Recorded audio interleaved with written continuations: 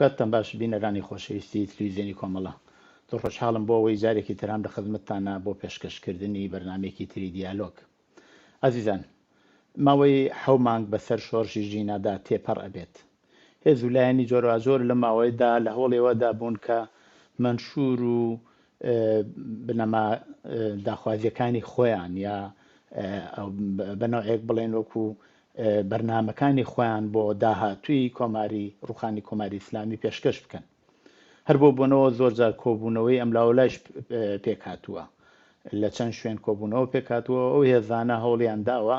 لەو ڕێگەوە منشورەکانی خۆیان بەیانەکانی خۆیان پێشکەش بکەن. هێز ویلایەنی چەپیش لە بیری شتێکی وهایە و بۆ بۆنەوە چ لە ئاستی لە ناوخۆی ئێرانەوە و چ لە دەرەوە لەم بابەتەوە هەوڵ و تێکۆشانێک لەم بابەتەوە کراوە. ئەگەر چای لێ بکەین لایەنی تقریبان 20 لایەنی ناوەندی هاڵسوڕاوی کرێکاری و هەروەها کۆمەڵایەتی ئەوانیش بەیانەیەکیان داوە، مەنشوریان داوە لەوێ داخوازیە سەرەکیەکانی خۆیانیان تێدا دەستبەدەر کردووە. مەوزوعێکی تریش ئەوەیە کە لە دەروەی وڵاتیش بۆ پشتیوانی لەو منشورەوە لە ناوە دراوە یا لەو بەیانیە بنەڕەتیانەوە لە ناوە دراوە هەوڵ و تێکۆشانێکەیە. هەر بۆ بۆنەوە لە 22 مانگی ئەم مانگی ئاوریل لە ئاڵمان کۆبوونەوەیەک بەڕێوە چێت و لەوێ هێز و ناوەندە سیاسیە چەپەکان کۆبنەوە و هەوڵەدەن لەسەر مەوزوعە قسە بکەن و بیر و بۆ چوونەکانیان بگۆڕنەوە بگەن بە نەتیجەیەک. هەر بم بۆنەوە چاوپێکەوتنێکمانەیە لەگەڵ کاک عادڵی ئەلیاسی ئەندامی کومیتەی ناوەندی کۆمەڵە کە بۆ خۆی لەم زەمینەدا چالاک بووە. کاک عادڵ بە خێر بیت بۆ بەرنامەی دیالۆگ. زۆر سپاس. کاک عادڵ، هەروە لە پێشەکێکا باسم کرد زۆر هەوڵ دراوە چ لە ناوەوە چ لە دەرەوە. دیارە هەموو لایەنی پێیان وایە کە کۆماری ئیسلامی خەریکە ئەڕوخێت و بۆ داهاتووی ئێران یانەوێ شکلی حکوومەتی خۆیان و ئەوانەی وا بێت بە داهاتووی ئێران لەوێ دەست بەسەر بکرێت یا دیاری بکرێت ئەگەر باشتر بڵێن. لایەنی چەپیش لەم بابەتەوە زۆر کاری کردووە و پرسیارەکە ئەوەیە کە تا ئێستا چه هەوڵ و تێکۆشانێ دراوە. ئەڵبەتە ئاماژەش بەوە بکەم کە چ لە ئاسی کوردستان و چ لە ئاسی ئێران لەم بابەتەوە چ کارێک کراوە گەرەکرێ ئاماژەیەکی پێ بکە. هەروەکو خۆتان لە دەستپێکی بەرنامەکە وتان هەوڵێکی هەمەجانبە لە لایەن تقریبا توانین بڵێن هەموو هێز و لایەنە سیاسیەکانی ئێرانی بە کوردستانی شۆ بگرە کە خۆیان لە بەرابەر کۆماری ئیسلامی دازانن بۆ ئەوەی کە نەوەیەک جایگوزین بۆ کۆماری ئیسلامی کە مەقبوڵیەتی ئیجتیماعی بەدەست بێنێ معرفی بکەن. یعنی هەوڵەکان بە چەپەکان ماتوف نابێ بەڵکو هەوڵێکی گشتیە کە دوای بزوتنەوەی ژینا بە ئەوج گەیشتووە و شتێکی تەبیعیشە کە ئێستا ئەرزیابیە عمومیەکانەوەیە کە کۆماری ئیسلامی ڕواتە بێتەن هێزە ئالتەرناتیڤەکان هەوڵەدەن کە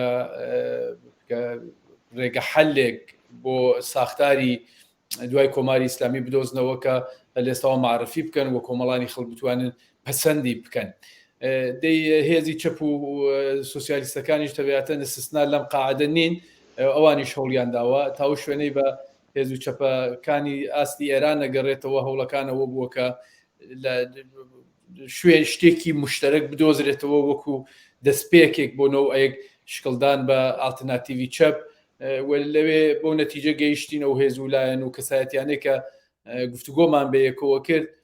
منشوری 20 لە نەهاد و ڕێکخراوە مەدەنیەکانی ناوەوەی ئێران منشوری حەداقەلی داخوازیەکانی ئەو نەهادانە ئەوە مەبنا قرار بدەین و لەسەر ئەوە خشت بە خشت بڕۆینە پێشەکە بتوانین بە دەستاوردی زیاتر بگەین، ینی بە مەبنایەکی زیاتر لەوە بگەین کە چەپەکانە دەوریەک لە ئاستی ئێراندا کۆ بکاتەوە چەپەکانیش بتوانن هەوڵی خۆیان بۆی کە پلتفۆرمەکانیان کۆمەلگا بناسێن و مەقبوڵیەتی بۆ وەربگرن ئەو هەوڵانە بەو شکڵە بکەوێتە کار. ئەوەی کە ئێوە ناوتان لێ برکرد لە ئاڵمان قرارە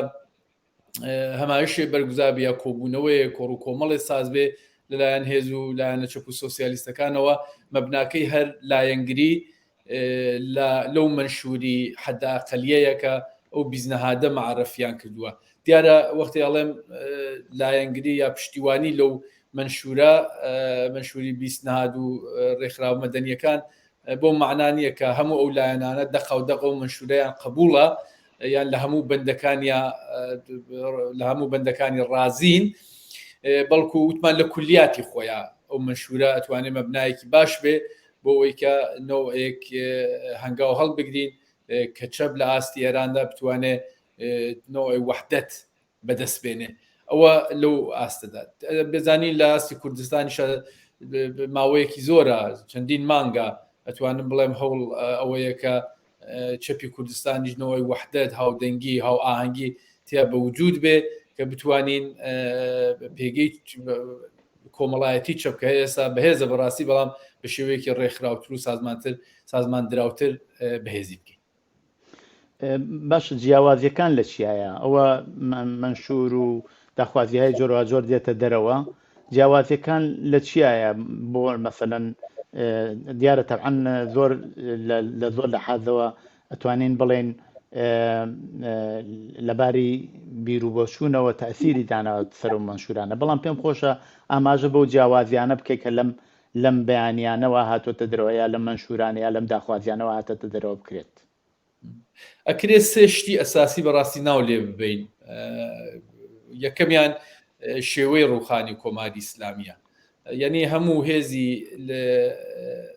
کە خۆیان لە بەرابەر کۆماری ئیسلامی دابینەوە لەسەرەوە کۆکن کە کۆماری ئیسلامی ئەبێ بڕوە. ئەگەر کۆمەلگا لە گشتیەتی خۆیان لەسەر ڕاست و چەپ دابەش بکەین بەرەی ڕاست بە ئێسلاح ئەو بەرەیە کە پێی خۆشە لە کۆماری ئیسلامی گوزەر بکەین، خۆیان زۆر تاکیدیان لەسەرەوەیە کە بێ گوزەر بکەین و معنای گوزەرەکەیان ئەوەیە بە هدایەت شودە بێ لەلایەن هێزی سیاسی و ئەو لایەنانەی کە نانەوێ گۆڕانکاریەکان زۆر بنەڕەتی بن. ئێمە مانەوەست کۆماری ئیسلامی لا ببین، بەڵام هەندێک ساختاری تری سیاسی و کۆمەڵایەتی هەن ئەوانە نابێت دەست لێ بدەین بەهۆی دژایەتیمان ڕوانگەی ئەوان عەرزەکەم بۆی دژایەتیمان لەگەڵ کۆماری ئیسلامی بنەمای کۆمەلگای ئێران لە حاوزی ئابووری مناسباتی کۆمەڵایەتی حتا ساختاری سیاسی ئەوانە گۆڕانکاری بەسەرابێنی بۆیە لە عبارەتی وەکو انقلاب وەکو گۆڕانکاری بنەڕەتی و سەرجەمگی لەوانە استفادە ناکەن، زۆرتر دەڵێن گوزەر لە کۆماری ئیسلامی گوزەری هدایەت شودە لە کۆماری ئیسلامی و ڕوانگەکەشیانەوان ئەوەیە کە ئەمە کەسی سەرشناسمان هەیە، نخبەی کۆمەڵایەتیمان هەیە، نخبەی سیاسیمان هەیە، ئەوانە ئەبێ ئاگایان لێ بکە ئەو گۆڕانکاریە بە شێوەیەک بچێتە دەرەوە بچێتە پێشەوەکە ئەو ساختاری سیاسیەکە هەندێک کەسایەتی و لایەن قدرەتی سیاسی بەدەستەوە بگرن و نە ئیلزامە لایەهای تری کۆمەڵایەتی ئەوە حفظ بکرێ. ئەوە لەلایەکی چەپەکان بەڵام عکسیەوەڵە چەپەکان دەڵێن ئێمە تەنها هەمەبەستمان لابردنی کۆماری ئیسلامی نییە، کۆماری ئیسلامی ئەساسی تری مانع بۆ گۆڕانکاریەوە وایە، بەڵام ئێمەمانەوێت لە ساختاری کولی کۆمەلگا گۆڕانکاری بە وجود بێنی دەسەڵاتی کۆمەڵانی خەڵک بێ و ئێمە بەدوای شۆڕشێکی کۆمەڵایەتیەوە نە ئیلزامەن نۆی خیزش کە کۆماری ئیسلامی وەلا بنێ، بەڵام بۆ نمونە دەسەڵاتێکی تر هەر لەو نۆع بێتە سەرکار. ئەگەر گفتمانەکان چاو لێ بکەی تەنانەت ڕاستەکان ئەوەی بەرەی ڕازەوتر لە سەڵتەنەتەڵە بوو ئەو لایەنانە نزیکن لەسەرەوە کۆکن کە بۆ نمونە دەم و دەستگای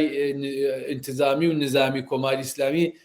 دەست زۆر نەخوا، بۆ نمونە سوپای پاسداران ڕۆڵەکەی باس تعریف بکرێ، سان نووسراوە حفاظە لە نظامی جمهوری ئیسلامی بکە، بەڵام لەوێ بوترێ حفاظە لە سنوورەکانی وڵات بکە. ئەرتەش هەڵنەوەشێتەوە، دەم و دەستگای ئینتیزامی و ئەمنیەتی و ئیطلاعاتی وانە هەڵنەوەشتنەوە باس تعریف بکرێت لە جاتەوەی کە بوترێ پارێزگاری بکەن لە بەرژەوەندیەکانی نظامی کۆماری ئیسلامی، بوترێ بەرژەوەندی بکەن لە بەرژەوەندیەکانی ملی کۆمەلگای ئێران، بەڵام هەبووکو خۆیان بمێنەوە. ئەوە شتێکی زۆر زەقە و بنێستا ئارستەکەم شتی لەوە زۆرترەیە. چەپەکان ئەڵێن نابێ و ساختارە بە تەواوی هەڵبوەشێتەوە، ساختاری دەوڵە هەڵبوەشێتەوە، دەسەڵات لە خوارەوە شکل بگرێت ناوی شۆرا و کومیتەهای مەحەلی و لە هەر نظامێک کە ناوی لێنێ لە ناخی کۆمەلگاوە دەسەڵات شکل بگرێت زیاتر لە چۆنیەتی تێپەر ڕوخانی کۆماری ئیسلامی ئەو شکلدان بە دەسەڵاتی ئایندە شێتر ئەوان زۆرتر دەسەڵات لەسەرەوە نخبەکان بە ئێستلا بە توافق بگەن ئەوە مەبەستیانە چەپەکان مەبەستیانەوەی شکلیستا دەسەڵاتی داهاتووە بێ لە کۆمەڵانی خەڵکەوە شکل بگرێت سێهەمین شت کە زۆر توانرێت جیاوازەکانیان تێدا ببینرێ ئەوەیەکە چ پشتی بە هیچ هێزێک ئەمانەوەی ئەم گۆڕانکاریە بەدەست بەوجود بێنین ئایا هێزی بۆ نمونە دەرەکی دەوڵەتانی دەرەکی یارمەتی دەرمان بن ئایا ئێمە بتوانین بەشێک تەنانەت لە دەسەڵاتدارانی کۆماری ئیسلامی ڕازی بکەین کە ئەوان دەتوانن لە ئایندەی کۆماری ئایندەی ئێرانی شەهر دەسەڵاتدار بنەوە یارمەتی دەرمان بن ئێمە ئایا بتوانین بنەوەی حتا بە کودەتایەک ئومێدەوار بین ئەوە لایەنێکێکە ئەو هێزەی ئستفادەی لێکە بۆ بەدیهێنانی گۆڕانکاریەکە لایەنی چەپ دووبارە ئەرسانەکەمەوە و دووپاتیەکەمەوە ئەوەیە کە کۆمەڵانی خەڵک هێزی ڕوخاندنی کۆماری ئیسلامی و بە هێزی بەدیهێنانی ئەو گۆڕانکاریان لەبێ جیاوازیەکان بە زەقی ئەبینە دیاشتی زۆرتر هەیە بەڵام پێم وایە ئەو سێ شتە ئەساسی یەک مەسەلە لێم لێرەدا جێگەی پرسیارە ئەوی شەوەیە کۆماری ئیسلامیشتا نەڕووخاوە بەڵام ئەمە نابێتە هۆی پێش لەوە دووبەرەکی لە یەکدابڕان ئەو نەیبزانین هەرەوەی وا شۆڕشی ژینەش بۆ خۆی سابتی کردووە شۆڕشێکی یەکگرتوو بووە لە ئاستی هەموو ئێران لە کوردستان لە بەلوچستان لە شوێنەکانی تر زۆر شعاری یەکگرتووانە لەوێ باس کراوە ئەمە نابێتە دابڕان یا دووبەرەکی لە بینی ئەو لایەنانە و هەر لە ئێستەوە جیاوازیەک یا ئینشقاقی لە بینی ئەو شۆڕشەی وا ئێستا لە ئارادایە پێک بێنێت نە من پێم وانە بە باوەڕی من بزوتنەوەی ژینا زۆر دەرسی بە ئێمە نیشاندا ئەویش نەوەیەک پێشکەوت و خوازی نەوەیەک شێوازی خەبازی مۆدەرن بۆ معنا ئەرسانەکەم کە جیاوازیەکان حفز ئەکرێن بەڵام ئلزامنەوە بە معنای ئەوە نییە بەرەی دژی کۆماری ئیسلامی لاواز بێ ئەنی ئێمە بە دلیلی ئەوەی کە خشتێکی یەکجار زۆری سیاسی بە گفتمانی جیاوازەوە دژی کۆماری ئیسلامی معنایەوە نییە کە ئەبێ ئێمە جیاوازەکانیان پشارینەوە یا ئەمانەوەی کۆماری ئیسلامی نەتوانێت بمێنێتەوە چووکە تەفرەقە لە ناو ئۆپۆزیسیۆنە هەیە جیاوازی لە ناو ئۆپۆزیسیۆنە پشارینەوە ئەگەر پێما خۆش بێ خەباتێکی پێشکەوت و خوازانە و شارستانیانە لە ئاستی بەرزە ببینە پێشەوە معنای ئەوەیە کە هەر لە ئێستاشەوە جیاوازیەکانمان باس بکەین هەر لە ئێستاوە کۆمەڵانی خەڵک بزانن ئایا دوای ڕوخانی ئەم کۆماری ئیسلامیە چ شتێک ئەتوانێت مەترح بێ کام بەدیلەکان لە ئارادان و ئەوە هیچ ناتەباییان بەیەکەوە نییە بە پێچەوانەوە من پێم وایە ئەگەر هەر لە ئێستاوە بیرروڕا جیاوازەکان جیهانبینیە جیاوازەکان فرسەتیان پێ نەدرێ خۆیان مەترح بکەن بە هەر هۆیەک بێسەرەوە بێ کۆماری ئیسلامی خۆی بەهێز نەبینێ لە بەرابەر ئۆپۆزیسیۆنێکی پەراکەندە یا هەشتێکی تر معنای ئەوەیە لە دوا ڕۆژی کۆماری ئیسلامیشە کۆمەڵانی خەڵک بە بەرچاوڕوونیەکی پێویست بژاردە ناکەن لە بینەوە ئالتەرناتیڤانە پێم وانە وابێ بە شەرتی ئەوەی کە ئەو تەقابڵ یا ئەو جەدەلانەی لە بینی ئالتەرناتیڤەکانە وجودی هەیە بە شێوەیەکی شارستانیانە بڕاتە پێشەوە هەدەفەکەی ئەوە بێ کە کۆمەڵانی خەڵک بزانن دوای کۆماری ئیسلامی چ شتێک دەتوانێت مەترح بێ بتوانن هەر لە ئێستاوە دەستڕەسیان هەبێ بەو ئالتەرناتیڤە جیاوازانە من پێم وایە ئەوانە لە دژایەتی لەگەڵ یەکیانی زۆر باشە پێویستی ئەوەی کە بەرەی چەپ ئێوێ داخوازەکانی خۆی پیشان بدات یا بیڵێت لە چیایە چ ضرورەتێک ئەوە پیشانەدات ضرورەتەکە هەر ئەوەیە کە قبلەن عەرزم کردی چۆن کۆماری ئیسلامی بڕوخێ چۆن کۆماری ئیسلامی وەلا بنرێ یەک دوو دەسەڵاتی دوای کۆماری ئیسلامی دەتوانێت چی بێ ئەبێ چی بێ وەسێ هێزی بزوێنەری ئەو گۆڕانکاریە هێزی بەڕێوەبەری ئەو گۆڕانکاریە کێیە یعنی ئەوە ضرورەتە ئێمە لەو سێ ئەرسا جیاوازیمانەیە لەگەڵ لایەنەکانی وەکو چەپ وەکو چەپی ڕادیکال و سوسیالیستی عرض دەکەم و ئێمە ضرورەتی هەیە ئەو پلاتفۆرمانە لەسەر ئەو سێ ئەساسە بە کۆمەڵانی خەڵک بڵێن و بڵێن ئێمە لەو سێ عەرسا تەفاوتمانەیە لەگەڵ خەڵکی تر و هەوڵ بدەین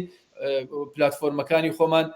مەقبولیەتی کۆمەڵایەتی بۆ بەدەستبێنی، ینی تەنها لە چوارچوەی حزب و کەسایەتی چەپ و سۆسیالیستەکانە نەمێنێتەوە، بەڵکو وەکو پلاتفۆرمێکی کۆمەڵایەتی مەطرح بکرێ هێز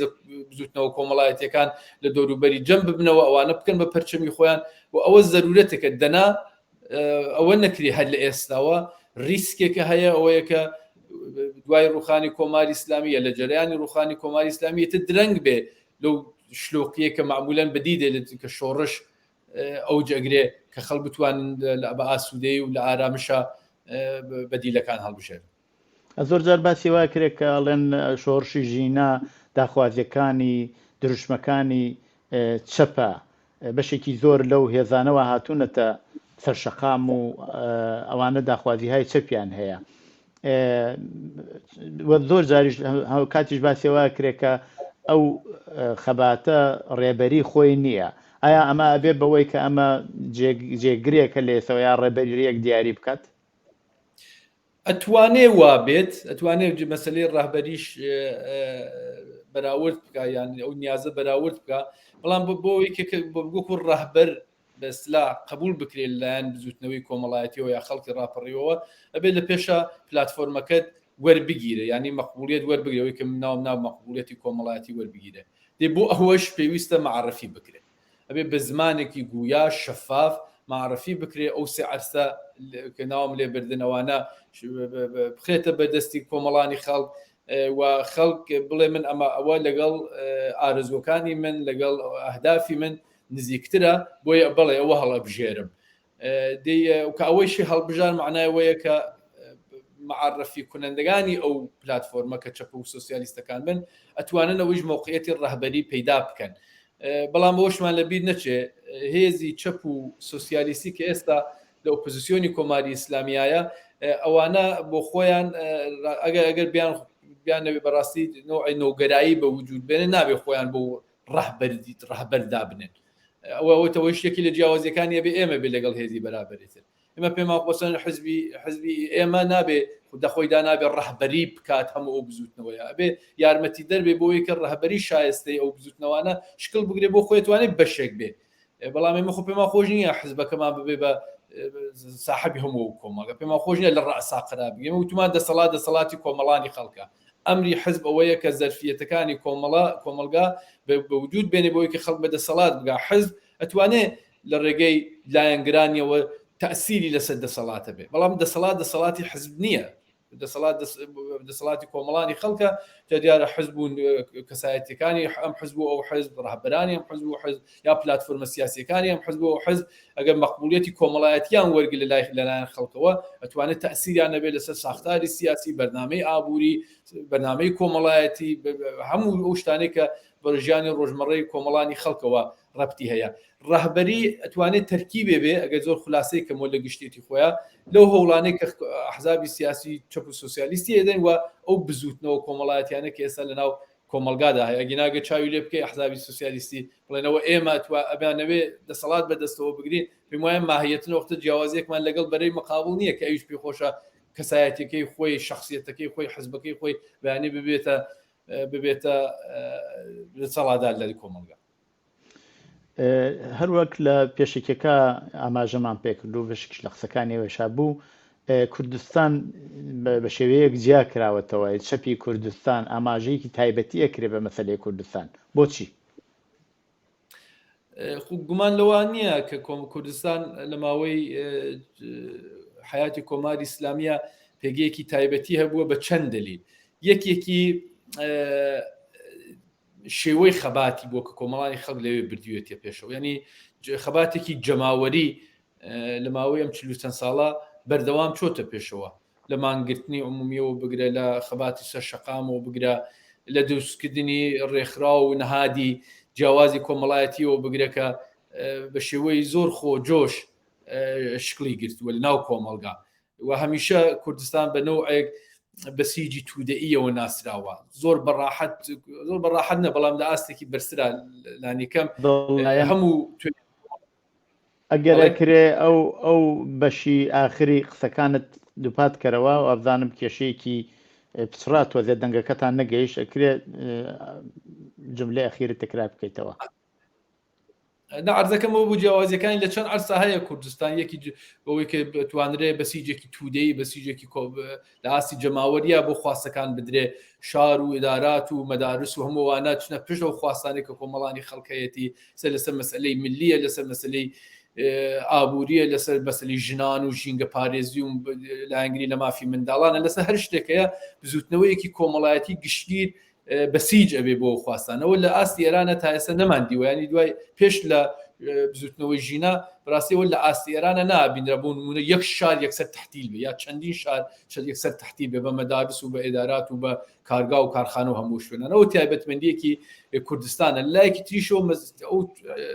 ئەو پێڵێن تەحەزوبیابی ناو کۆمەلگای کوردستانە حزبی سیاسی لە کوردستان پێگەیەکی کۆمەڵایەتی بەهێزیان هەیە ئەگە براوردی بکەین لەگەڵ لە ئاستی ئێرانە بینین نمونەی وامان نییە کە بە فراخانی حزبی سیاسی کۆمەڵانی خەڵک لە ئاستێکی ملیۆنیە کردەوەیەک لە خۆیان نیشان بدەن ئەوش یەکی لەو تایبەتمەندیە ئەساسیانەیە کە کۆمەلگای کوردستان لە شوێنەکانی تجیا کاتەوە سێمیش دەگە من بدۆ بۆ کوردی بیڵێم و لەسەر شتە دوزیاتەکەی نەچم بەهێزبوونی چەپە ینی گفتمانی چەپ لە کۆمەلگای کوردستان زۆر پێگەیەکی بەهێزی هەیە من لە ئاستی ئێرانە نبینی حزبێکی سوسیالیستی حزبێکی چەپ ئەو پێگە کۆمەڵایەتی بەهێزەی هەبێت کە بۆ نمونە کۆمەڵە لە کوردستان هەیەتی لە بەراورد لەگەڵ حزبەکانی تر لە بەراورد لەگەڵ لەسەر گفتمانەکانی تر و مهمتر لە هەمووی لە بەراورد لەوەی کە لە ناو قشر و توێژی جیاوازی ناو کۆمەلگادا لایەنگر و پشتیوانی بەهێزی هەبێ ئەو جیاوازیانە هەیە و من پێم وایە ئەگەر ئەوانە بەهێزتر بکەین کوردستان دەتوانێت لە شکلدان بە سیستمێکی سیاسی لە هەموو ئێران کە لەوێ ئەو خواستانە بەراورد بخواستە چەپەکان ئەوە ئیمکانەکەی زۆرتر زۆر باشە چەنێ ئێوە بۆ خۆتان هیوادارن بەوەی کە ئەم هەوڵانە سەمەربەخش ببن بەوەی کە ئینسان ئومیدێک پێ بکە بەوەی کە ئەتوانێت جێگەیەک ڕوانگەیەک یا ئاسوەیەکی ڕوون بۆ کۆمەلگا بەدیبێنێت من زۆر ئومێدەوارم هاوکاتیش ئاستەنگەکان و مانعەکانیش ئەبینم خۆشببینیەکەم خۆشببینیەکی بەبێ دلیل نییە هاوکاتیش ئەو مانعانی کە هەیە ئەوانش نادیدە ناگرم من زەرفیەتایەک ئەبینم لە ناو بزوتنەی و ژینا کە هێزی چەپ و سوسیالیستیش ناچارەکە ئەو زەرفیەتانە لە بەرچاو بگرێ نەوعی نەوگەرایی و نەو ئەندیشی لە شکلی مبارزە ئەبینم کە بە ناچار چەپی ئۆپۆزیسیۆن چەپی ئەو حزبانە کەسایەتیەکان ئەوانیش ئەگەر ئەو گۆڕانکاریە نەوگەراییە نەو ئەندیشە لە خۆیانە بە وجود نێنن تەبیعەتەن تێدە لە کارەکە ئەو کە هۆڵانێکی ئەدەین موفق نابین بەڵام ئەبینم کە ئەو تەئسیراتی شۆڕشی ژینا کاریگەری کردوتە سەر لایەنە چەپ و سۆسیالیستەکانی یان نەوعێک باوەڕ بەوەی کە ئێستا ئێمە ئەبێ ئاڕایشتێکی تازە بەخۆوە بگرین ئەبێ بۆەوەی کە مەترەحبین لە کۆمەلگاوە بتوانین گفتمانەکەمان مەقبولیەتی کۆمەڵایەتی بۆ بگرێ بە شتێکی تازە بکەین ئەوە ئێتر عیب و عار نییە ئەوە شتێکی باشەوە ئەوە من زۆرتر ئومێدەوارەکە کە بتوانین ئەو بەدیلی چەپە چەپ و سوسیالیستە چ لە کوردستان چ لە ئاستی ئێرانە بتوانانی شکل پێ بدەین هاوکات کۆمیتەی ناوەندی کۆمەڵە ماوەیە لەوە پێش بەیانیەکی دەرکرد بۆ هاوکاریکردن لەگەڵ هێزەکانی کوردستان ئەوانەی وا لە ساحەی کوردستانە هەڵسوڕاون چالاکن ئەمە چەندێک توانێت لەگەڵ ئەو باسێەوە ئێستا کردمان لەسەر موقعیەتی چەپ لەسەر هەوڵدان بۆ ساختکردنەوەی بەرەیەکی چەپ بەرین لە ئاستی ئێرانە چەندێکەوێتە کێشە بۆەوەی هەموو هێزەکانی کوردستان هەڵسوڕاون لە کوردستانە ناتوانین لە بەرەی چەپا دابنرێت ئەمە چۆنە بینن لەو بابەتەوە ئەگەرکرێ تۆزیحی بدرێت بە باوەڕی منەوانە تەواوکەری یەکترن تەناقوزیان بە یەکەوە نییە ئێمە وەکو حزبێکی چەپ و سۆسیالیستی باوەڕمان بەوە هەیە کە بەدیلەکەی ئێمە بۆ چۆنیەتی ئەداری کۆمەلگا ئەبێ جیاوازی هەبێت لەگەڵ بەدیلەکانی تر بەڵام هاوکاتی خۆمان بە بەرپرسەزانی لە بەرامبەر هەموو کۆمەلگادا و ئەزانی کە لەو کۆمەلگا هێز و لایەنی تریش هەن چالاکن هێزی کۆمەڵایەتیان لە پشتە لایەنگریان هەیە و ئەوانش بنۆبێ خۆیان هەوڵەدەن لە کوردستان ساختاری کۆمەلگا دوای کوڕوخانی کۆماری ئیسلامی شکل پێ بدەن شتێکی زۆر تەبیعیە ئێمە هەوڵەدەین کە ئەو پلاتفۆرمە جیاوازانە و ئەو بەدی لە جیاوازیانە لەو شوێنێک کە ئەمکانی هەیە نەبێتە باعثیەوەی کە خەواتی کۆمەڵانی خەڵک لەتمە ببینێ بۆیە لە کوتاو شوێنەی بە کوردستان ئەگەڕێتەوە ئێمە هاوکاری و نەوەی هاو ئاهەنگی لەگەڵ هێزەکانی تری چالاک لە کوردستان کە ئیلزامن چەپیش نەبن بە زەروری ئەزانی چونکە خەواتی خەڵکی کوردستان لاواز نەکەین بەڵکو کارێ بکەین هاودەنگ لەگەڵ هەموو لایەنەکانی تر بڵێن خواستی کۆمەلگا ئەوەیە ئەڵێن ئازادی سیاسی هەبێ فرەحزبی هەبێ تەکەسوری فکری هەبێ پلۆرالیزم هەبێ لە فەرمو ئەگەیەوەش باوەڕتان هەیە و پێتان خۆش و خواستی کۆمەڵانی خەڵک بەراورد بکەن وەرما بەیەکەوە فەزایەک بە وجود بێنی لە کوردستان کە هەموو پلاتفۆرمانە منی چەپ و تۆی کە خۆت بە شتێکی ترەوە تعریفەکە و ئەو تیش کە خۆی بە شتی سێم تعریفەکات و هەمووان ئازاد خۆمان چۆن تعریفەکەین بڕۆین لە فەزایەکی ئازاد و دیموکراتیکانە لە کۆمەلگای کوردستانە خۆمان بخینە معرەزی قەزاوەتی کۆمەڵانی خەڵک هەوڵی ئێمە لەگەڵ هێزە سیاسەکانی چالاک لە کوردستان ئەوەیە بەدیهێنانی زمینەیەکی دموکراتیک کە هەموو پلاتفۆرمەکان بتوانن خۆیان معرفی بکەن کە هەوڵێک کە لەوێ کۆماری ئیسلامی نەتوانێت لە کەلێنەکان کەڵک وەربگرێ ئەوانە لەگەڵ ئەوەی کە هەوڵ بدەی وحدەتێکی بەرنامەیی و وحدەتێکی استراتیژیک و وحدەتێکی بۆ ئیدارەی کۆمەلگا بەدەستبێنی جیاوازی هەیە ئەوەی تر بەرەی لەگەڵ بۆ ئێستلاح تشکیل دەدەی وحدەت ئەەکەی هەوڵەدەی ئەو ساختاری کۆمەلگا بۆ شێوەی کە مورد نەزەرتە شکل پێ بدەیت ئەوەی تریان هەوڵەدەی ڕازی بکەی کە عرف و مکانیزمی دموکراتیکی کۆمەلگا بە یەکەوە لەسەری توافق بکەی کە هەموو کەس بتوانێت یا عمل بکات هەم ئەو کە جیاوازی لەگەڵ تۆ هەیە و هەم تۆش کە جیاوازی لەگەڵ ئەو هەیە هاوکاریمان لەگەڵ حزبەکانی تر لە کوردستان زۆرتر لەو عەرسا گونجێکە فەزایەکی ئازاد و دیموکراتی بەوجود هەمومان متعهد بین لەوەی کە بۆ نمونە بێ کۆمەڵانی خەڵک هەمومان بژێرێ تەحمیلی نین لەسەرەوە کۆک بین کە بۆ نمونە تونند و تیژی نابێ حاکم بێ دوای کۆماری ئیسلامی ئەوە لەسەرەوە کۆک بین کە بەکارهێنانی چەک نابێ بێتە ئاراوە لەسەرەوە کۆک بین کە بۆ نمونە کۆمەلگا بەسەر حزبی جیاوازە دابش نەبێ ئەم شار بۆ حزبێک و ئەو شار بۆ حزبێک و ئەم ناوچە بۆ لەسەر شتێکی زۆر بدیهین ئەنی هیچ حزبێکی سیاسی ئێستا تەنانەت بڵێن باوەڕیش پێ بکەزانم زۆر کەس باوەڕیش پێ نییە چکن لە بەرنامەکەیان ناوانێ بەڵام بە فەرزەوەی کە باوەڕێکی واشیە بێ زۆر سەختە بتوانێت ڕوو بە کۆمەڵانی خەڵک بڵێ من تەرفداریشتی خراپیە لەو نوعم جا هەر بۆی ئەڵێن ئەگەر هەموومان توافقمانەیە فەرمونون بە فەزایە بە وجود بێنین فەزایەکی دیموکراتیک کە کۆمەڵانی خەڵک بتوانێت شێوازی دەسەڵات و شێوازی گەڕان و کۆمەلگا بۆ خۆیان هەڵبژێن کاری ئێمە بوو هەر لەسەرم باسە با بمێنینەوە لە ماوەی پێشوودا چەندجار لەلایەن هێزە ناسیۆنالیستەکانی ئێرانەوە مەشروطەخواهان و بەشێک لەوانەی کە تەرەفداری حکوومەتی سەڵتەنەتین یا بەو شێوەیە تقریبەن خۆیان بەلایەنگریەوە ئازانن باسی مەسلەی تەجدیدە تەلەبی و وحدەتی سەراسەری هەموو ئێران و تەمامیەتی ئەرزی و ئەوانە کرا ئەم هەوڵانە وا لە کوردستان ئادرێت چەندێک کە توانێت کۆمەک بێت و حتا ئەو بەیانیەش وا دراوە چەندێک کە توانێت کۆمەکێک بێ بۆ ئەوەی کە ئەو شتەی کە لەلایەن ئەو هێزانەوە مەترحەکرێت دژ بە خەڵکی کوردستان و ئەو نەتوانەی کەیش کە یانەوێ مافی دیاریکردنی چارەنووسی خۆیان ببەنە پێشەوە چەند ئەتوانێت تەسیری لەسەر ئەو وحدەتی هەموو ئێرانە دژ بە کۆماری ئیسلامیە ببێت ڕاستکی نازانم چە نەتوانی یارمەتی دەرەوە چونکە ئەنگیزەکەی تەبیعەتەن نابێ ینی ئەگەر مەسەلە مافی دیاریکردنی چارەنووسە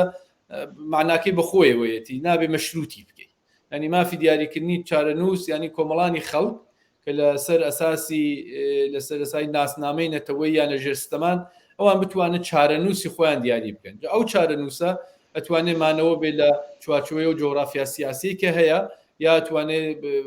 شکڵێکی تر بخۆوە بگرێت بەڵام ئەساسەن مەقولەی مافی دیاریکردنی چارەنووس مەشروط بە هیچ شتێکی تر نییە بۆ نمونە وەرن با مافی دیاریکردنی چارەنووس مەطرح بکەین کە بەڵکو وحدەتمان لە ئاستی ئێرانە بپارێزێت ئەو ینی ئەوە هەدەف ئەسلەکە نەپێکەوە بڵێ مافی دیاریکردنی چارەنووس با بە ڕسمیەت بناسین کۆمەڵانی خەڵک بتوانن داهاتوی خۆیان بۆ شێوەیەکە پێیان باشە دیاری بکەن ئەوە هەدەفی ئەسڵیەتی هیچ هەدەفێکی تر ناتوانێت تاقیب بکە بەڵام ئێمە سوسیالیستەکان ئەزانین کاتە کۆمەڵانی خەڵک بتوانین مافیان بە ڕسمیەت بناسرێ و کاتێ زەمینەت بۆ سازکردن بە ئازادانە لەو مافە کەڵوەربگرن تەبیعەتەن شێوەیە کەڵە بژێنن لە بەرژەوەندیان نابێت بۆ ئێمە سوسیالیستەکانی مافی دیاریکردنی چارەنووس بەبێ ئەملا ئەولا بێ بە ڕسمیەت بناسرێت لەبەرەوەی کە ئەزانی لەو فزایەکی ئازادی ئاواکە ئەو ئازادیەت پێدان تەبیعەتەن ئەو شتێکی لە بەرژەوەندی گشتیانە انتخابیەکەن ئەگەر پێیان وابێ جابوونەوە لە بەرژەوەندیانان نیە نایکەن مافەکەیشت پێدا و ئازادی بۆ بەدی هێنا بەوجود هێناوە کە بە باشترین شێوەش ئەوە کەڵوەرگرێ بەڵام هاوکاتی ئەگەر پێی وابوو نەخێرەوە بە نەفعەتی جابێتەوە ئەوە تشخیصی ئەوە وەخت لەوەڵ عرضم کردن دەسەڵاتی خەڵکە ینی منی حزبی سیاسی خو نابێ ئازادیەکەی پێ بدەم بەڵام لە دواییش بۆی ببڕمەوە کە چۆن لە ئازادیەکەی کەڵوەربگرێت ینی بڵێم تۆ ئازادی ئەوە تەیە مافی خۆت دیاری بکەیت بەڵام بۆ شێوە دیاری بکە کە من پێتەڵم بۆ ئازادی نییە ئەوە شتێکی سووریە بە ئێستا شتێکی ڕواڵەتیە کە ماهیەتەکەی ناڕۆشنا بۆ ئایا ئەو یارمەتیەکە لە درژێ خۆیان ئەتوانێ بیکە بەڵام عرضم کردەوە هەدەفی ئەو بەقولەی مافی دیاریکردنی چارەنووس نیە هێزی سوسیالیستەکانە بێ تەبیعەتەن لە فکری ئەوە بن کە کۆمەڵانی کرێکار و زەحمەتکێش چین و توێژی بندەست ئەوانە سەرفنەزە لە جۆغرافیای سیاسی وحدەتیان هەبێ ئەتوانێت لە شوێنەکە وحدەت جۆرە حفظ بێ کە لە چوارچوەی وڵاتێکی کە ئێستا هەیە سنوورەکانی ئێستا بمێنێتەوە ئەتوانێت بەڕاستی وابێ ئەو وحدەتە وەختی حەز بێ کە جیابێتەوە ئێمە نازانین هێشتا ئێمە ئەوە ماهیەتی ساختاری دەسەڵات لە ئایندەی ئێرانە دیاریەکە ئەگەر بۆ نمونە دەسەڵاتێک بێتە سەرکار 40 ساڵی تر 50 ساڵی تر لە نوعی کۆماری ئیسلامی سیستەم بکە بەسەر و کۆمەڵانی خەڵکە هیچ سیاسیەکی عاقڵ هیچ ئینسانێکی عاقڵ ناڵێ ئەوە لە بەرژەوەندی وحدەتی کۆمەڵانی خەڵکی کرێکار و زەحمەتی کێشایە خۆ لە یارمەتی دەریەوەیانەوە بۆ سەدەی نیو سەدەیەکی تر سەدەیەکی تر بێت دووارە لەژێر ستەم و تەفرەقە و هەمووانە بەسەر بێت بۆی ئەوە بێڵینەوە کە ئایا ڕێنوێنی دقیقی حزبێکی سوسیالیستی ئەبێت چی بێ بۆ ئەو ماهیەتی دەسەڵاتی سیاسی لە ئایندەی ئێرانە و مەقولەی مافی دیاریکردنی چارەنووس بەبێ شەرت و مەرج قبول بکەین و بیسپێنین بە کۆمەڵانی خەڵک ڕێگەی دروست هەڵبژێرن حزبی سیاسی بعد لەو سەردەمەکە دەورەی ڕێگیری و انتخاباتە تۆسیەی خۆی بکە بەڵام مافەکەت کەماکان مافی کۆمەڵانی خەڵکەوە نە مافی ئەمیا ئەو حزبی سیاسی ئەوەی کە تاگەڕێتەوە بە لایەنی ناسیۆنالیستی ئێرانی یا شیونیزمی ئێرانی بەڕاستی ئەوانە کارێکیان لەگەڵ ناکرێت ئەنی ئەبێ لەسەرەوە کۆک بین کە هەوڵەکان نابێ ئەوە بێ کە ئەوان قانع بکەین یان ئارامیان بکەینەوە یا شتێکی تەنانەت ئەو بەشە لە کۆمەڵانی خەڵکیش بزانێ بەش لە کۆمەڵانی خەڵکی ئێران تەسیری ئەو گفتمانی شوونیزمی ئێرانی قەراریان گرتووە ئازادیت بە شەرتی پێدا کە مەسەلەن ئەوەی کە بۆ ئەو مقەدەسە سنوورەکان بپارێزرێت ئێمە هێزی چەپ و سوسیالیستی بێ گفتمانێکی تر جێ بخەین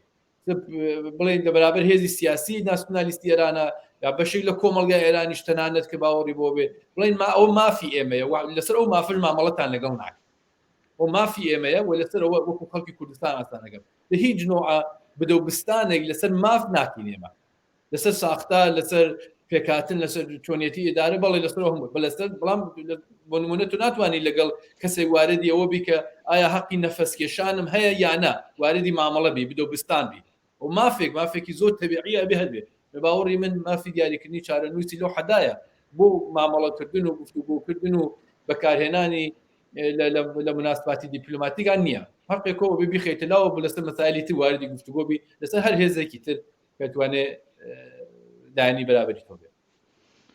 زۆر چاکە کاک عادڵ لە کۆتایە پێم خۆش بزانم کە سەر ڕای ئەو هەوڵانەوە ئێستا ئەدرێت بە کۆڕ و کۆبوونەوەکان بەو 22 هەرە و مانگی ئاورین لە کە لە بەرلینە گیرێت وانە قۆناخی دوایی چییە بێت تەبیعەتەن هەوڵەکانە بێ ئەوە بێ ئەم هەوڵانەی کە ئێستا هەیە لە نوعی بەرگوزاری کۆنفرانس و گردهەمایی و کۆبوونەوەی گشتی و کۆبوونەوەی جیاوازە بینی حزب و لایەنەکان ئەوانە بەردەوام بن ئەنی کارێک نەکەین ئەو ئەقدامێکی مەوردی بێ بەڵام ئەبێ بیش زانین ئەوە زەمینەی ئەوێ ئەنی پێمان خۆش نابێت بڕوینە مەیدانێک کە هەوڵەکانمان لەگەڵ شکست ڕوبەڕوو بێ و ناومێدی بەدەست بێنێ ئەبێ زەرفیەت بە وجود بێ ئێستا شۆڕشی ژینا بزوتنەوەی ژینا هەمومانی بەخۆ داهێناوە ئەبێ لەوە ئستفادە بکەین قەدەم بە قەدەم لە سەرخۆ بڕۆینە پێشەوە و خاڵی مشترک لە بینی هێزی چەپ و سوسیالیستی لە ئاستی ئێرانە بەدەست بین لەسەر خاڵە مشترەکەکان یان لانی کەمی توافقەکان واردی عمل بین و خشت بە خشت بڕۆینە پێشەوە نەگەوەی کە کاری زۆر گەورە بخینە دەستوری کارمانەوە کە لە عمڵا بۆمان ئەنجام نەدرێت و خۆی بە ناومێدی تەبدیل بێ ئەوە بەسلا سیاسەتی ئێمە زۆرتر ئەوەیە خشت بە خشت و لەسەر شتی مشخص هاوکاری عملی بکەین تا بزانین نەتیجەکەی ئەبێتە چی تا شوێنەی بە کوردستان ئەگەڕێتەوە ئێمە ئەزانین کەسایەتی و لایەنی یەکجار زۆر هەن لە کوردستان کە چەپ و پێشکەوت و خوازن هەوڵەکان ئەوەیە ئەوانە لەژێر چەترێکە کۆ بکرێت لەوێتە باسی دروستکردنی حزب و لە ئەوشتانە نیە بەڵکوونەوە مکانیزمێکە کە ئەو چەپانە سەرڕای جیاوازی کە هەیەە لەم یا لەو بەش بتوانن لەو مکانیزمە لەو چوارچوە بەیەکەوە هاوکاری بکە من زۆر ئومێدەوارم ئەوانە موازی لەگەڵ یەکتر بچنە پێشەوە و متمەینیشم هەر کامیان زووتر بە نەتیجەیەکی مورد پەسەند قرار بگرێت تەسیری ئەرێنی لەسەر ئەوەکەی تر ئەبێت بۆ نمونە ئێمە لە کوردستان بتوانین مکانیزمێکی بەهێزی چەپ پێک بێنی چەپەکان کۆ بکەینەوە بە تاکیدەوە تەسیری مثبەتی لەسەر ئەو هەوڵانێک کە لە ئاسی ئێرانی شایە کە چەپەکان نوعی وحدەت بەدەست بێنن ئەبێت و عکسەکەشی بەڵێ زۆر سپاس کاک عادڵ من پرسیارێکی ترم نەماوە گەر شتێک هەیە کە بۆ خۆتان ئاماژەی پێ بکەن ئاین لە خزمەتتان